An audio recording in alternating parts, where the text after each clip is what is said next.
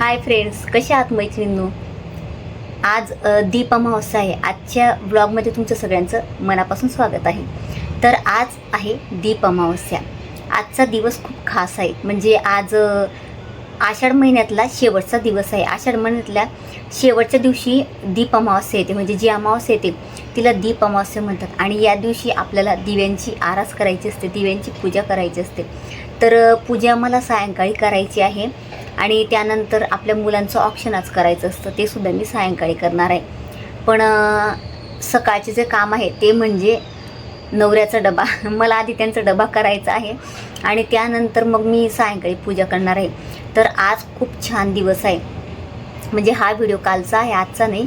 तर आज मी तुमच्यासोबत माझा अमावस्याचा दिवस कसा जातो आणि दीप अमावस्या मी कशी साजरी करणार आहे ते शेअर करणार आहे. आणि आज मला नवनाथचं पारायणसुद्धा करायचं आहे. आपलं स्वामी समर्थ केंद्रात आपल्या गुरुमाऊलीने सांगितलं आहे तो ग्रंथ मला आज पठण करायचा आहे. खूप छान ग्रंथ आहे तर तो पण मी सायंकाळीच पठण करणार आहे.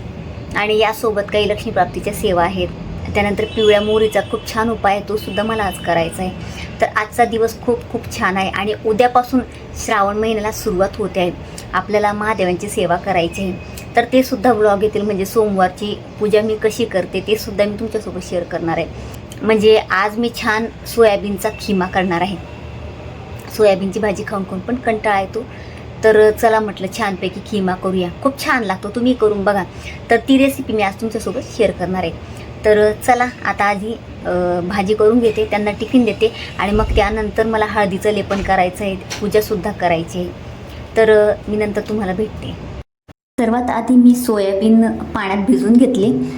त्यानंतर त्यातलं पाणी काढून मिक्सरमध्ये जाडसर दळून घेतलं, म्हणजे ते व्यवस्थित होतं.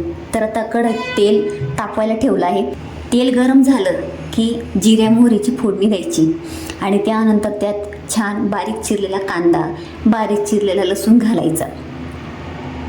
चवीपुरतं मीठ घालायचं, हळद आणि इतर मसाले घालायचे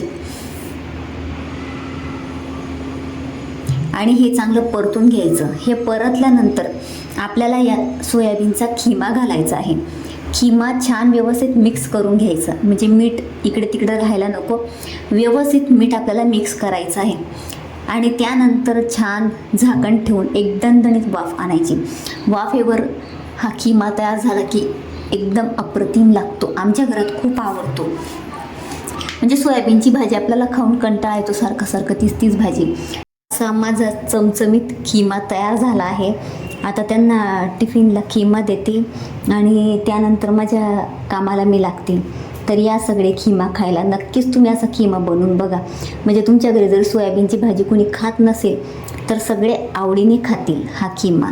आता छानपैकी देवपूजा करून घेते. सगळ्यात आधी आज मी देवघर छान स्वच्छ करून घेतलं, पुसून घेतलं. आज दीप अमावस्येचा पवित्र दिवस आहे, त्यामुळे आजची पूजा माझ्यासाठी खूप खास असणार आहे. सण कोणताही असो, पण देवासमोर बसल्यावर मनाला एक वेगळी शांतता मिळते. देवपूजा ही फक्त परंपरा नसून दिवसातली काही क्षण स्वतःसाठी आणि आपल्या मनासाठी शांततेसाठी काढण्याची एक सुंदर वेळ आहे. दिवसभर कितीही धावपळ असली तरी देवासमोर काही वेळ बसल्यावर मन थोडंसं स्थिर होतं. आजच्या या पवित्र दिवशी सर्वांच्या आयुष्यात सुख, शांती, समाधान आणि आनंद नांदो.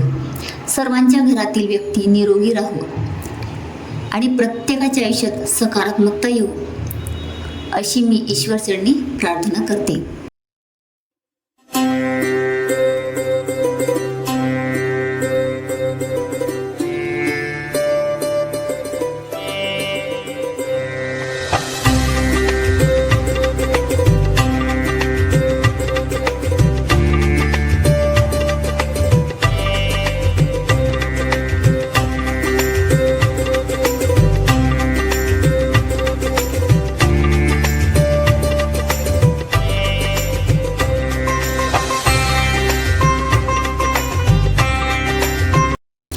आता मला छान रांगोळी काढून घ्यायची. हळदीचं लेपन झालं तर आता मी रांगोळी काढून घेते. खरं सांगायचं तर रांगोळी काढायला मला खूप आवडतं. रांगोळी काढताना एक वेगळंच समाधान मिळतं. आणि सण उत्सवाच्या म्हणजे अशा विशेष दिवशी तर घरासमोर रांगोळी काढल्याशिवाय मला काहीतरी अपूर्णच वाटतं. पूजेचं बरंच सामान माझं संपत आलं आहे. माझा पूजेचा शॉपिंगचा ब्लॉग मी तुमच्यासोबत नक्की शेअर करेल. नक्की बघा. रांगोळी काढताना मला नेहमी असं वाटतं की हळूहळू एक सिंपल जागा किती सुंदर दिसायला लागते ना. तुम्हाला रांगोळी काढायला आवडते का?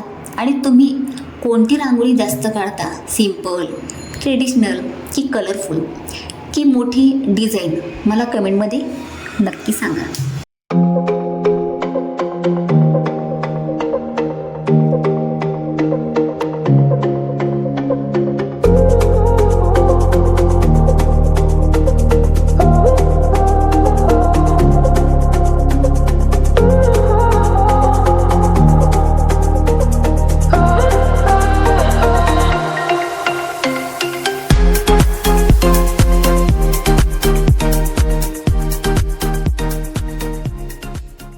आज दीप अमावस्येचा दिवस असल्यामुळे संध्याकाळच्या या पूजेला विशेष महत्त्व आहे.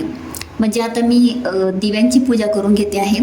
तर आजच्या दिवशी आपण वापरत असलेल्या दिव्यांबद्दल कृतज्ञता व्यक्त करण्याची असते. म्हणजे या दिवशी आपल्याला दिव्यांची कृतज्ञता व्यक्त करायची असते. हे छोटेसे दिवे आपल्या घरात प्रकाश देतात आणि सण उत्सवांनाही अधिक सुंदर बनवतात. दिवे लावताना मनात एक वेगळी भावना असते. एक छोटासा दिवा असला तरी त्याचा प्रकाश संपूर्ण वातावरण उजळून टाकतो. त्याचप्रमाणे आपल्या आयुष्यातही छोट्याशा सकारात्मक विचाराने खूप मोठा बदल होतो. या दिव्यांसोबत कणकेचे 5 दिवे ठेवायचे. म्हणजे कणकेचे 5 दिवे बनवायचे आणि ते ठेवायचे असतात. म्हणजे ते सुद्धा पुजून घ्यायचे असतात. यातल्या एका दिव्याने आपण आपल्या मुलांना ओवाळायचं असतं. म्हणजे त्यांचं औक्षण करायचं असतं. तर मी सुद्धा यातला एक दिवा घेणार आहे आणि माझ्या दोन्ही मुलींचं औक्षण मी करणार आहे आणि सोबत मिकीचं सुद्धा करणार आहे. मिकीला असं औक्षण करायला खूप आवडतं. खरं तर मी म्हणजे त्याचं शूट करणार होते औक्षण करताना. म्हणजे औक्षण करताना खूप छान बसतो तो, पण नेमकं शूट करायचं राहिलं नाही तर तुम्हाला दाखवलं असतं मी. तर आता माझी इथे दिव्यांची छान पूजा झाली आहे.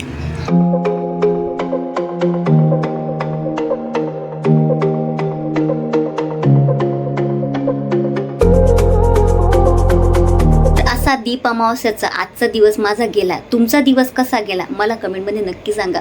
तर ते सुद्धा नक्की बघा. आणि तर माझी पूजा तुम्हाला कशी वाटली मला ते सुद्धा कमेंटमध्ये नक्की सांगा. तर खूप छान गेला दिवस आणि उद्यापासून श्रावण महिन्याला सुरुवात होते आहे. तर छान आपल्याला महादेवांची सेवा करायची आहे. आणि आता सोमवारचे व्लॉगसुद्धा येणार आहेत पूजेची. तुमची पूजा कशी झाली आज ते मला कमेंटमध्ये नक्की सांगा. तर तुम्हाला आजचा व्हिडिओ जर आवडला असेल तर व्हिडिओला लाईक, शेअर, चॅनलला सबस्क्राईब नक्की करा. तर पुन्हा भेटूया आपण नेक्स्ट व्लॉगमध्ये. तोपर्यंत सर्वांना बाय बाय आणि श्री स्वामी समर्थ.